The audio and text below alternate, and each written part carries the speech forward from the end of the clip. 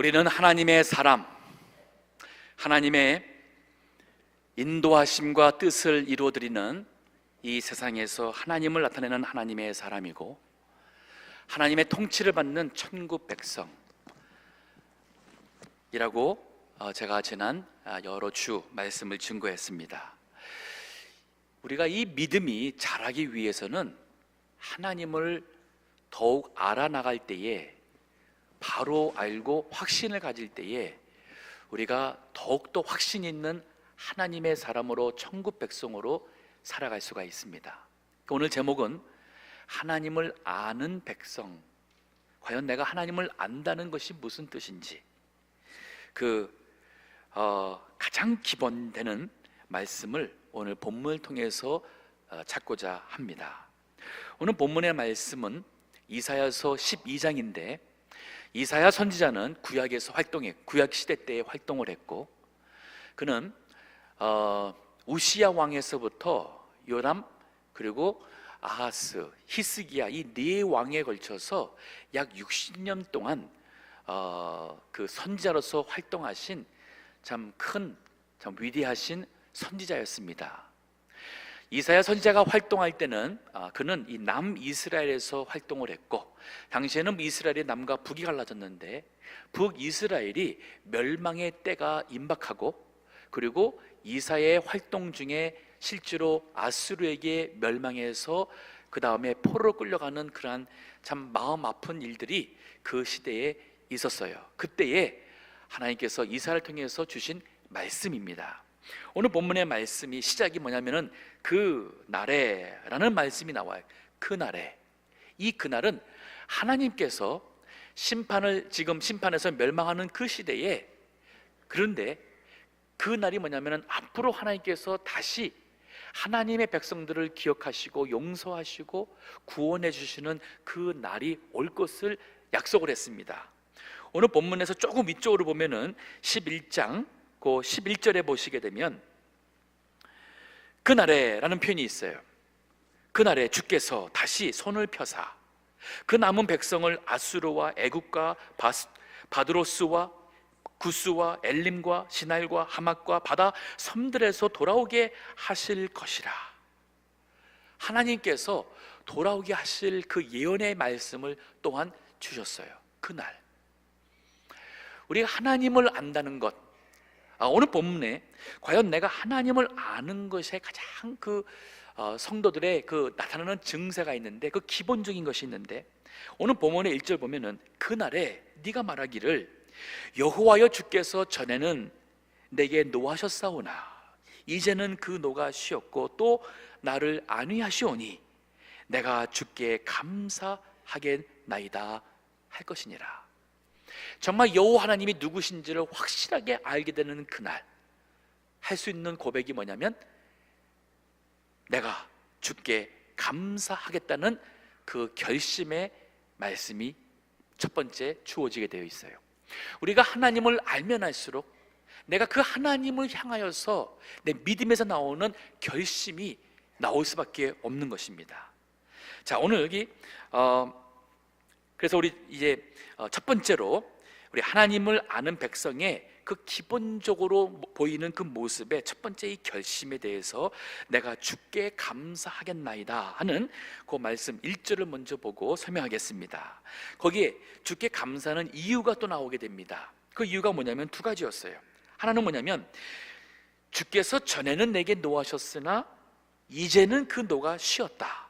즉 주님께서 과거에는 내가 하나님을 떠나서 죄를 범하고, 그래서 주님이 나에게 진노하셔서 사랑의 몽둥이로 때리셨어요. 근데 이제는 그 주님의 분노가 쉬었다는 거예요. 멈췄다는 거예요. 즉 내가 잘못 나갈 때에 하나님께서 진노하신 그 심판의 하나님인 것을 알았고, 근데 하나님이 나를 용서하셔서 그 모든 진노를 멈추신 사랑의 하나님인 것을 깨달았어요. 이게 바로 하나님의 긍휼하심입니다. The mercy. 그리고 용서예요. The forgiveness. 즉 내가 주께 감사하겠다 할 때에 그 이유가 뭐냐면, 하나님이 나를 긍휼히 여기시고 나를 용서하신 것이고, 또 좀 더 보게 되면은 여기 보면 또 나를 안위하시오니 내가 주께 감사하겠나이다. 아니, 주님이 나를 위로하시는 거예요. 나를 위로하시고 이렇게 또 인도하심에 내가 주께 감사하겠다고 합니다. 자, 이 주께 감사하는 이 두 가지 이유를 좀 더 생각해 보면, 우리 믿는 모든 성도들이 예수님을 믿지 않을 때는 다 하나님의 진노 아래 있었습니다. 근데 우리는 그것을 몰랐어요. 내가 절대 나쁜 사람인 줄로, 그렇게 죄인도 아니고, 그리고 내가 굳이 하나님을 의지하고 살 필요도 없는 것으로 살았었어요. 근데 사실 그때 우리가 주님의 진노 아래 있었어요. 이스라엘 백성들이 하나님의 은혜를 많이 받은 백성이었습니다. 근데 그들이 하나님의 은혜를 주고 복을 주니까 하나님을 예배하기보다는 우상을 섬기기 시작합니다. 바알신을 섬기면서 그들이, 바알신은 비를 내려줘서 농사가 잘 되도록 해주는, 지금으로 만나면 물질 신이에요. Materialism God, 베알. 그러면 바알에게 기도하면서 농사가 잘 되게 해달라고, 돈 많이 벌게 해달라고 기도했고, 자식을 얻기 위해서는 아세라 신에게, 여신에게 기도를 했습니다. 그러면서 이 아세라 신은 음란한 신이에요. 단지 자식을 얻는 것이 아닌 음란한, 그러한 음란의 그 예배가 음란의 그러한 그 예식이 있는 그러한 종교를 따라가서 아세라 신에게 가서 음란 죄를, 성적인 범죄를 짓는 그러한, 하나님을 떠나서 범죄했었어요. 하나님이 참으시고 용서하시고 선자를 보내서 깨닫게 하시고, 그래서 조금 돌아왔다가는 또 거기로 가고, 이 반복 속에 하나님께서 그 진노를 더 이상 참지 못하시고 그들이 깨닫게 하기 위해서는 그들이 멸망까지 갈 수밖에 없는 지경이 왔어요. 이 말이 그거예요. 주께서 전에는 진노하셔서 하나님의 백성이 멸망을 당하고 포로로 가게 됩니다. 근데 이제는 그 노가 쉬었다 그래요. 그 노가 멈췄다는 뜻입니다.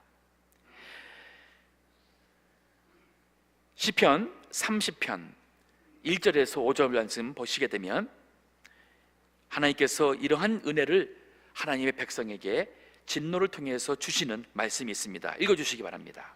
여호와여, 내가 주를 높일 것은 주께서 나를 끌어내사 내 대적으로 나를 인하여 기뻐하지 못하게 하심이니이다. 여호와 내 하나님이여, 내가 주께 부르짖음에 나를 고치셨나이다. 여호와여, 주께서 내 영혼을 음부에서 끌어내어 나를 살리사 무덤으로 내려가지 않게 하셨나이다. 자, 여기 보게 되면은 우리 인간이 살아가면서 겪는 어려움 몇 가지가 나옵니다. 1절 같은 경우에는 대적이 왔어요. 그 대적으로 인해서 내가 큰 위험을 당했는데 하나님께서 나를 끌어내사, 그 대적으로 나를 인해 기뻐하지 못하게, 즉 구원해 주신 거예요. 2절에 보게 되면은 내가 큰 병이나 그러한 어려운 가운데 빠진 것 같습니다. 내가 주께 부르짖음에 주께서 나를 고치셨다 그랬습니다. 3절 같은 경우에는 내 영혼이 죽음에 임박한 지경까지 갔어요. 근데 그 음부에서 끌어내사 나를 살리셔서 무덤에 내려가지 않겠다는 말씀이 나와요. 우리 민족적으로나 개인적으로나 아마 우리 모두는 다 이런 고백이 있을 것입니다. 이전에 내가 하나님 잘 모르고 살 때에 그만 내가 교만해서 살았는데 주께서 그때의 나를 그 진노 가운데, 그 당시 주님께서 나를 진노하셨지만 이제는 주님께서 그 노를 다 푸시고 나에게 안위를 베푸시니 내가 주께 감사하겠나이다. 이것이 바로 하나님을 아는 백성의 그 믿음의 올바른 결심이고 고백이 됩니다. 에베소서 5장 8절도 보더라도 우리 예수 그리스도 믿는 사람들에게는 전과 지금이 이 변화가 있습니다. 에베소 5장 8절을 보게 되면은 너희가 전에는 어두움이더니 하나님을 몰랐은 것이 바로 어두움이에요. 이제는 그리스도 안에서 빛이라, 빛의 자녀같이 행하라. 우리 지금은 예수 그리스도를 믿음으로써 하나님을 얻는 것, 생명을 얻는 것이 바로 그 영생의 빛을 얻는 것이라 할 수 있어요. 하나님께서 이렇게 긍휼과 용서를 베푸셔서, 전에는 내가 하나님의 진노를 받는 자녀였지만은 이제는 하나님께서 그 진노를 다 푸실 정도로 하나님이 나를 긍휼히 베푸시고 용서하신 것뿐 아니라, 또 오늘 본문의 말씀 보니까 또 나를 안위하시나이다 하는 말씀이 나옵니다. 시편 23편 4절에도 보면은 다윗의 고백입니다.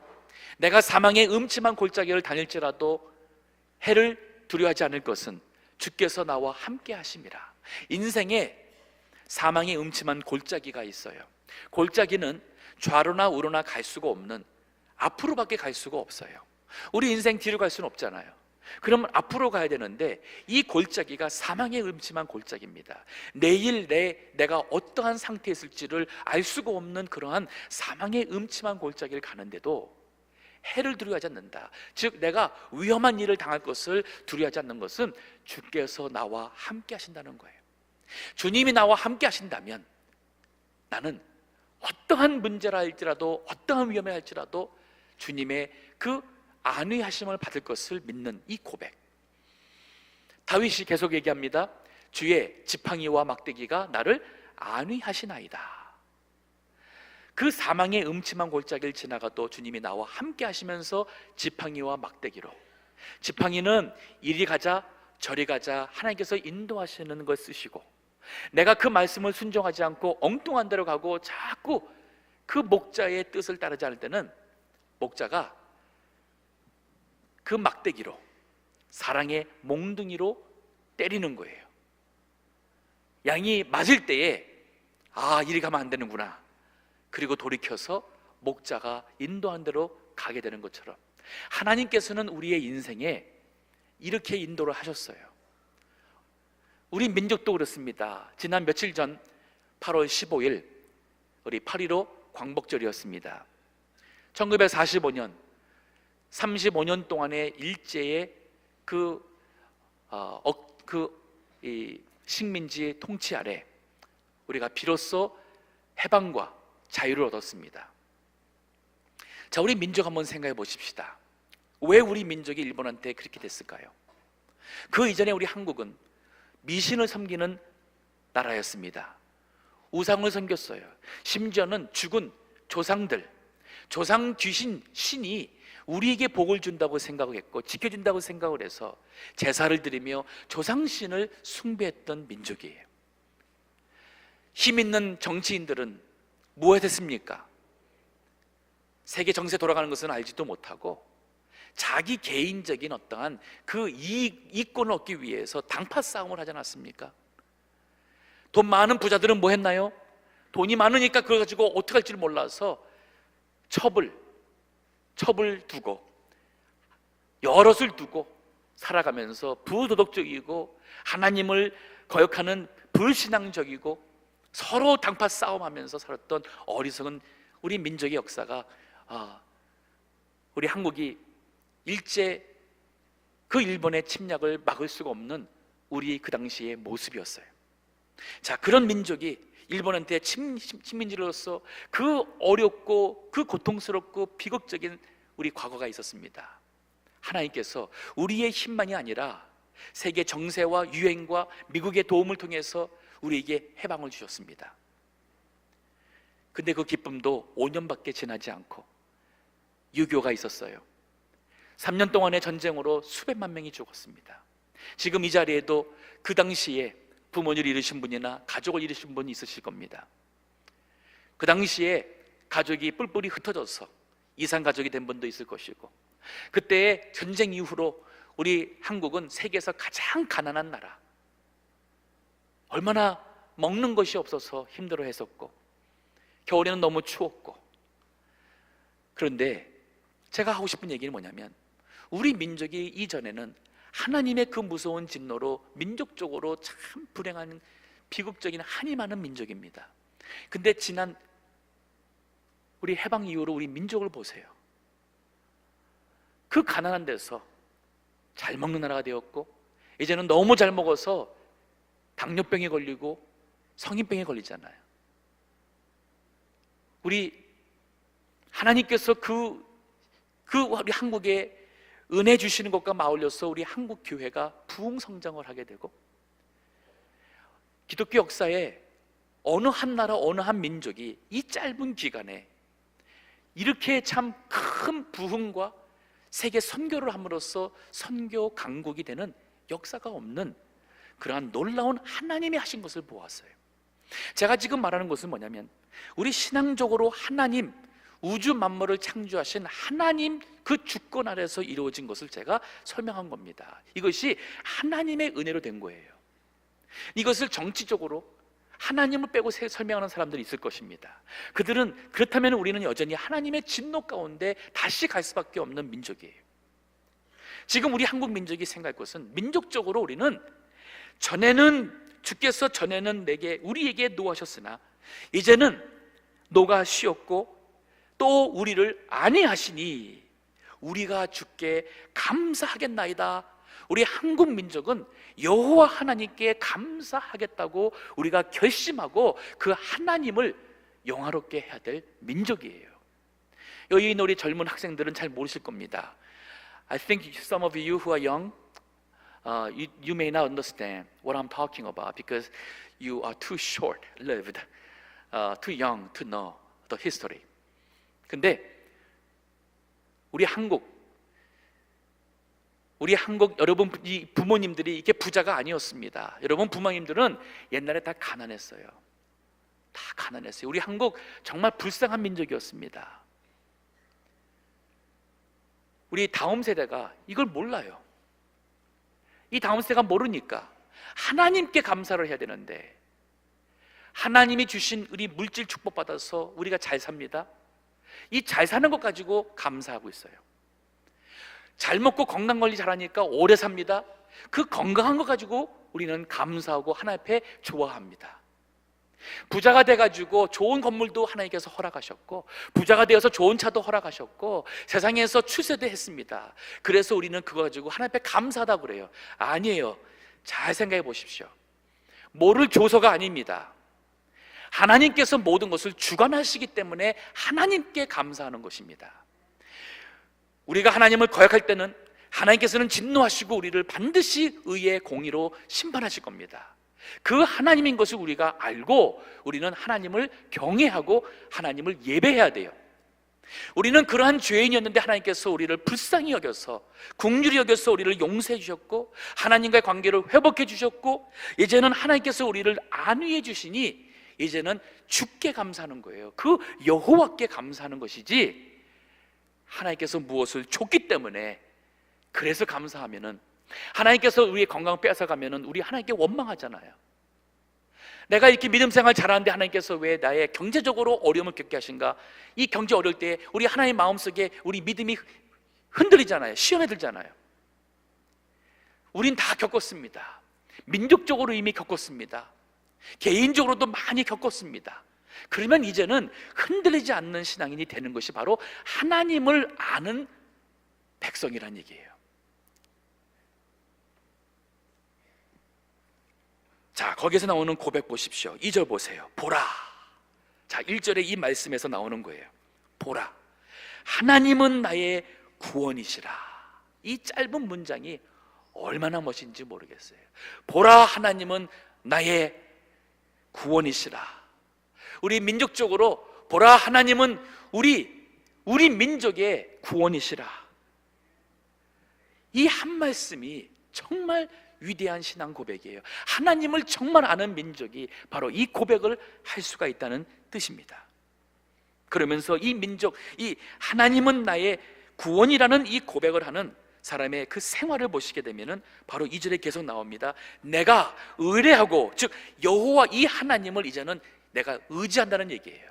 이 하나님께 나의 모든 신뢰를 둔다는 얘기고, 즉 하나님을 신념하며 더 나아가서는 두려움이 없으리니 어떠한 일을 당해도 결코 두려워하지 않습니다. 심지어는 죽음은 죽으리라.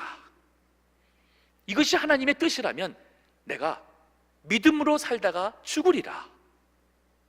하나님 의지하며 내가 죽으리라. 그것이 하나님의 영광이 된다면 나의 살아서보다도 나의 죽음을 통하여 하나님의 영광이 나타나니 이것이 얼마나 큰 축복이냐. 이게 바로 하나님은 나의 구원이시라는 믿는 그 고백하는 사람의 신앙생활의 첫 번째입니다. 신념과 담대함이에요. 이사야서 45장 22절 말씀 보면 읽어주시기 바랍니다. 땅 끝의 모든 백성아 나를 앙망하라. 그리하면 구원을 얻으리라. 나는 하나님이라 다른 이가 없음이니라. 땅 끝의 모든 백성아 나를 앙망하라. 땅 끝에, 즉 이 세상에 있는 어느 민족이든 나 앙망하라는 것은 나를 바라보라는 얘기예요. 도움이, 구원이 하나님께로서 올 것을 알고 하나님을 바라보라는 겁니다. 하나님께 소망을 두라는 얘기입니다. 물론 병원을 통해서, 의사를 통해서, 아니면 은행에서 론을 통해서 우리 위기를 넘길 수도 있습니다. 하지만 결국 우린 죽습니다. 그때의 나에게 정말 생명을 주실 수 있는 분은 여호와 하나님밖에 없잖아요.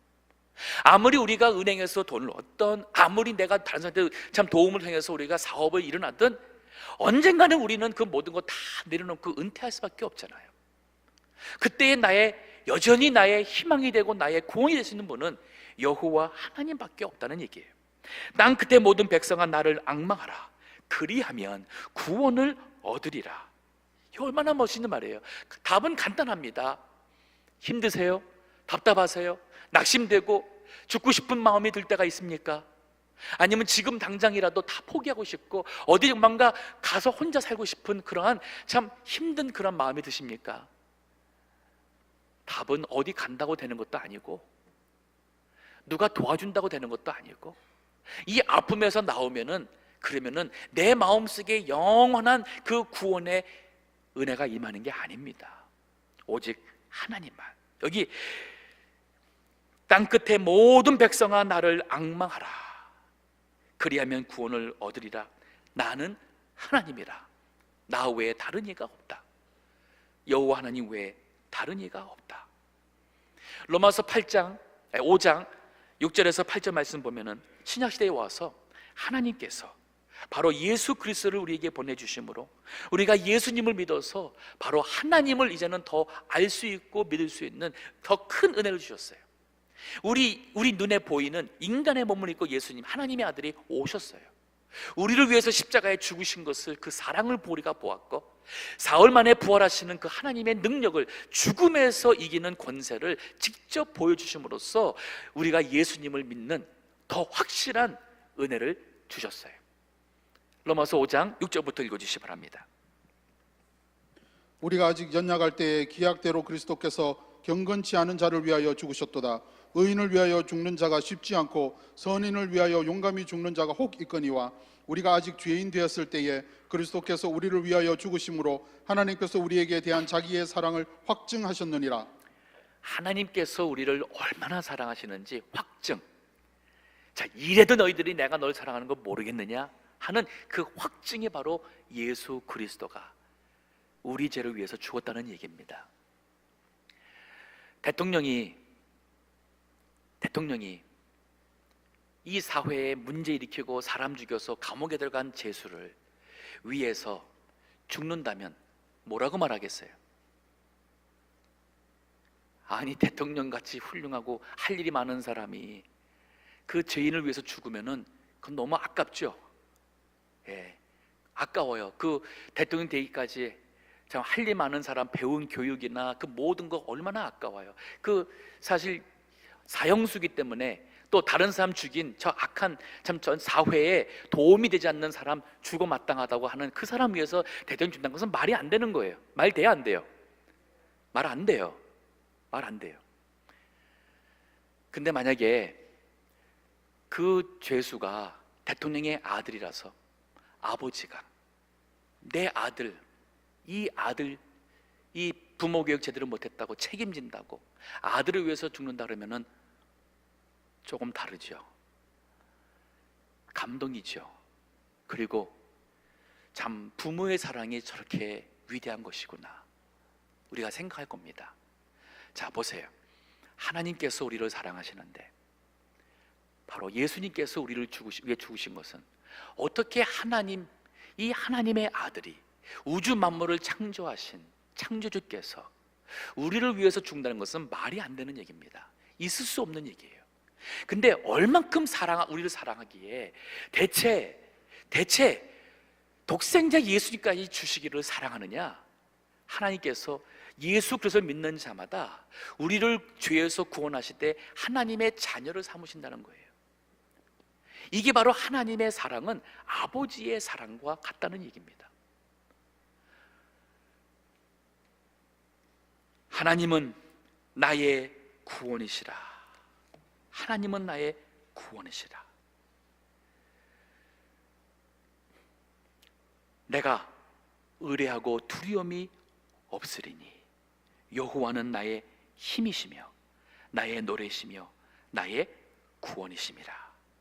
더 나아가서 하나님은 나의 구원이라는 고백 속에 우리는 신념과 담대함이 있는 것뿐 아니라 더 나아가서 그 하나님이 나의 힘, 나의 노래가 된다고 고백합니다. 나의 힘이 된다는 것은 바로 용기를 얻게 되는 것이고, 나의 노래라는 것은 바로 하나님이 나의 찬양의 바로 대상이 된다는 뜻이에요. 출애굽기 15장 1절부터 보면은 이스라엘 백성이 애굽에서 나왔습니다. 근데 앞에 홍해가 있어서 갈 수가 없어요. 빠져 죽어요. 뒤에서 애굽 군대가 와서 돌아갈 수도 없습니다. 그런 상황에서 하나님께서 그 이스라엘 백성을 모세를 통하여 홍해를 가르고 건너가게 하셨고, 그리고 따라오는 그 애굽 추병들은 물에 빠져 죽는 것을 보고 나서 그들이 한 고백이 바로 이 고백이에요. 여호와 하나님은 우리의 하나님, 그리고 그는 우리의 힘과 기쁨과 구원되심을 고백합니다. 읽어주시기 바랍니다. 이때에 모세와 이스라엘 자손이 이 노래로 여호와께 노래하여 일렀으되 내가 여호와를 찬송하리니 그는 높고 영화로우시며 말과 그 탄 자를 바다에 던지셨음이로라.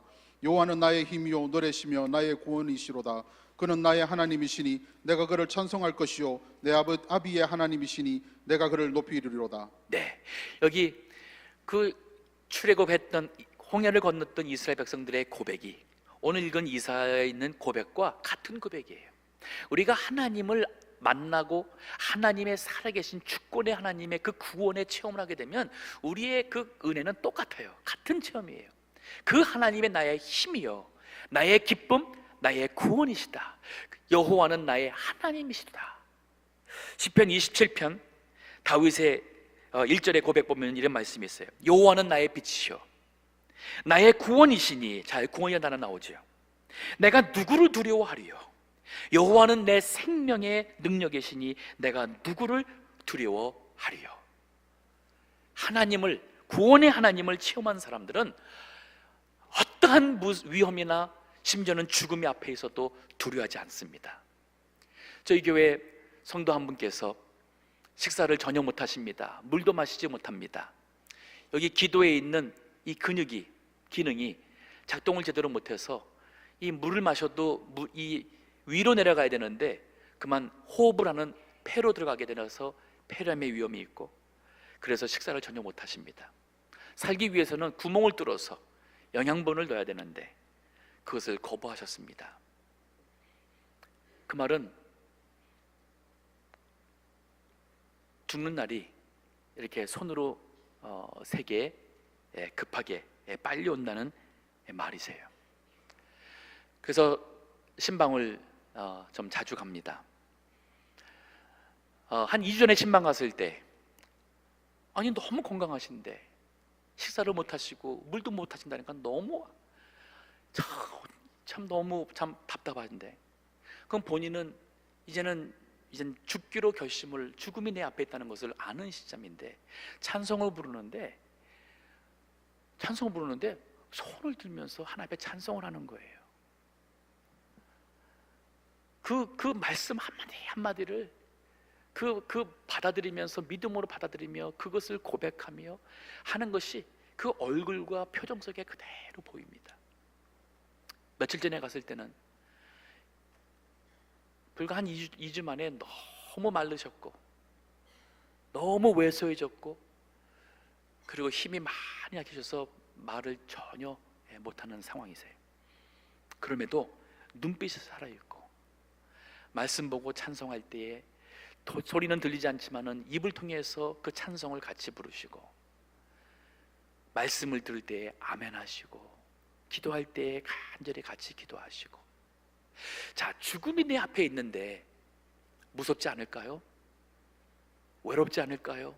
답답하지 않을까요?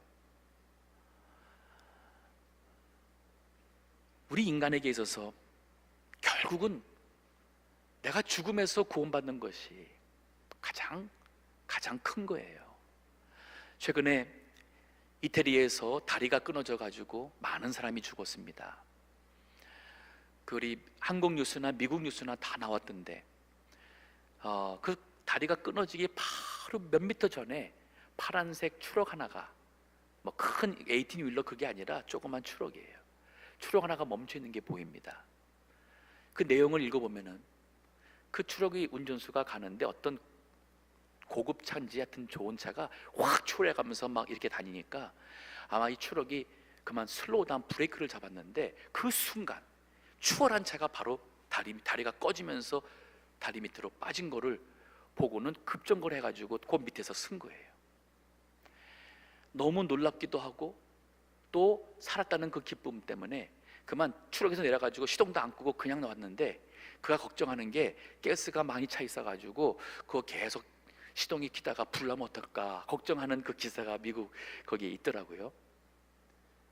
자, 고급차를 타가지고 쉥쉥 달리다가 다리가 끊어져서 떨어져 죽는 것과, 트럭 운전수가 그게 월급은 많이 받지는 않는다고 생각하는데 월급 많이 받지 못하고 그리고 그 일에 가면서 살지언정 살아남는 것과, 사실 이 세상 살아가면서 우리가 얼마나 많은 것을 소유하든 얼만큼 빨리 가든 얼만큼 잘 나가든 우리가 인생의 마지막에 갑자기 다리가 끊어져서 죽음의 그 구덩이에 내려가듯이 우리 인생이 지옥으로 간다면 우리 인생의 의미는 아무것도 없는 거예요.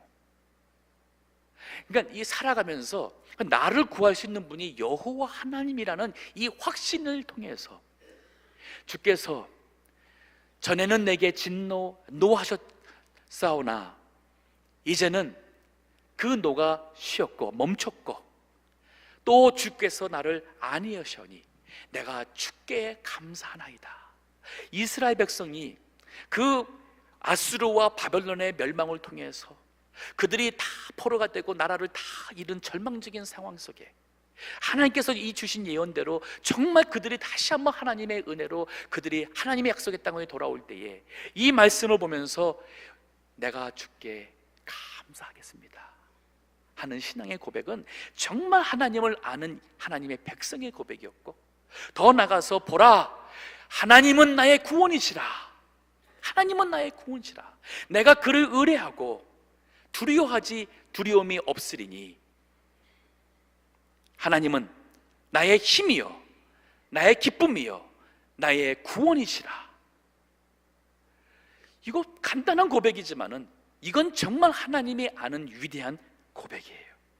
이 세상이 어떻게 힘들어지고 상황이 바뀌고 어떠한 일이 닥친다 할지라도 이 하나님을 만난 사람들은 이미 겪었으니까, 체험했으니까, 아니까, 앞으로 내가 하나님의 그 생명을 통해서 내가 가는 것을 아니까 우리는 그 가운데서도 믿음을 지키며 살아갈 수 있는 그 축복을 누리게 됩니다. 그게 바로 오늘 본문의 3절이에요 3절 보면은 그러므로 이게 나와요. 그러므로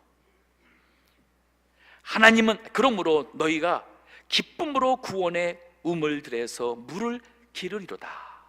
자, 우물이 있어요. 거기에 늘 밑에서 오는 생수가 있습니다. 목마를 때마다, 가뭄이 될 때마다 우물에 가면은 물을 기를 수가 있어요. 근데 그 우물이 바로 구원의 우물이에요. 우리에게 구원의 영생을 주시는 하나님의 구원의 우물입니다.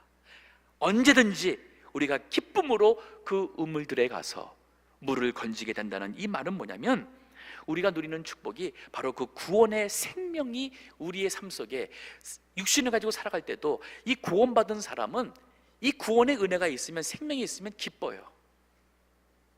감사해요. 넉넉합니다. 낙심하지 않습니다. 죽음이 앞에서도 두려워하지 않습니다. 겁내지 않습니다. 비겁해지지 않습니다. 이 구원의 우물에서 하나님께 기도할 때에, 하나님 앞에 나갈 때마다 하나님께서 주시는 그 우물의, 그 구원의 우물의 그 생명이 내 마음속에 힘과 위로가 되고 하나님의 은혜가 됩니다. 예레미야 2장 13절 보게 되면은 하나님의 백성이 두 가지 큰 악을 범했다고 하면서 그 예레미야 시대 때에 왜 유대 이스라엘 백성이 멸망할 수밖에 없는지 그 이유를 설명해 줍니다. 읽어주시기 바랍니다.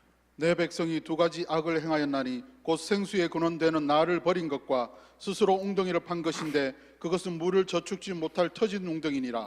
두 가지 죄를 범했습니다. 악을 범했는데 뭐냐면 생수에 근원되는 나를 버린 것, 즉 하나님 버렸어요. 하나님을 안 믿습니다. 하나님 없이 내가 공부 잘해서 직장 얻어서 잘 출세했다고 생각해서 사는 것, 이게 바로 악이에요. 살아가면서 우리가 참 사람을 죽이고 사기나 하고 하는, 이거 정말 해서는 안 될 일이지만은 그런 사람들도 하나님 앞에 돌아와서 생수에게 된 대신 하나님 앞에 와서 회개하고 하나님이 나를 구원하셨다는 것을 믿고 구하면 용서받을 수 있어요. 근데 생수의 구원 대신 하나님을 떠나서 살면은 아무리 세상에서 성공하고 잘 나가고 성공해서 참 출세했다 하더라도 생명의 근원을 떠나서 그들은 뭐 했냐면은 스스로 웅덩이를 팠습니다. 즉 뭐냐면은 스스로 웅덩이를 파서 자기가 힘들 때마다 자기가 원하는 물을 떠마시려고 팠는데 거기가 그들 사람들이 하나님을 떠나서 스스로 판 웅덩이에 물을 놓다 한들 그 구덩이는 밑이 터진 구덩이라는 거예요. 아무리 내가 내 건강을 자랑하고 건강을 챙긴다 한들 나이 들면은 반드시 죽습니다. 제가 예언합니다. 제 예언 100% 맞을 거예요. 제가 예언자라서가 아니라 다 죽은 건 이치입니다. 아무리 공부 잘해서 그 공부를 가지고, 아무리 돈을 벌어서 그 돈을 가지고, 아무리 뭐 내 인생을 안전하게 담을 쌓고 시큐리티 알람을 달고 다 했다 한들 다 터진 구덩이라서 언젠가는 다 빠져나갑니다. 죽는 날 다 빠져나가요. 죽는 날 과연 내가 하나님 나라의 하나님의 백성으로, 하나님은 나의 구원이시라는 그 하나님의 그 고백 속에 천국에 들어갈 수 있는 백성이냐 아니냐, 그 살아가면서 그 고백 속에 살아가는 그 구원의 우물물에서 하나님이 주시는 생명의 그 은혜를 맛보며 그것으로 나의 위로와 힘을 얻으며 살아가는 그 축복을 사느냐, 아니면 스스로가 웅덩이를 파가지고 거기에서 내 힘으로 내가 원하는 대로 내가 필요할 때마다 내 뜻을 따라 살아가자는 이 어리석은 것. 근데 이것이 두 가지 가장 큰 악이라는 거예요. 우리 이 자리에 물론 다 하나님 믿는 줄 압니다. 하지만 다시 한번 생각해 보세요.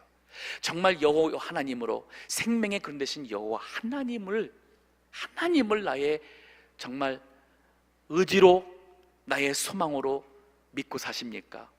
아니면 본인 스스로 웅덩이를 파서 그 웅덩이에 있는 물로서 나의 만족을, 행복을 삼고자 하십니까? 이사야서 55장 1절부터 보면은 하나님께서 나오라 그래요. 목마른 자들아 다 나와라. 내가 너에게 생수, 구원의 생수를 준다고 합니다. 오지만은 와서 이것을 사 먹되 값 없이, 돈 없이 사 먹으라 그래요. 돈과 값은 주지 않고 사 먹으라는 얘기를 보면은 그럼 뭐예요? 이게 바로 은혜입니다. 하나님께서 구원을 은혜로 주셔요. 이 말은 공짜, 거저 주신다는 말입니다. 그렇다 해서 아무에게나 주는 게 아니에요. 이것을 사 먹는다는 것은 바로 믿음입니다.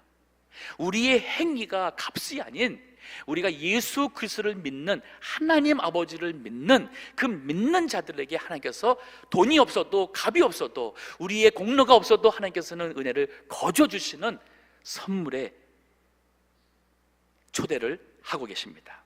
우리 동부교회 성도님들, 이 자리에 계신 분들, 한 사람도 빠지지 않고 예수님을 믿으시고 구원받으시고 나를 구원하시는 분은 여호와 하나님밖에 없다는 이 고백, 그리고 내가 죽음을 맞이하는 그날 나를 천국으로 이르실 분은 바로 여호와 하나님밖에 없다는 이 고백,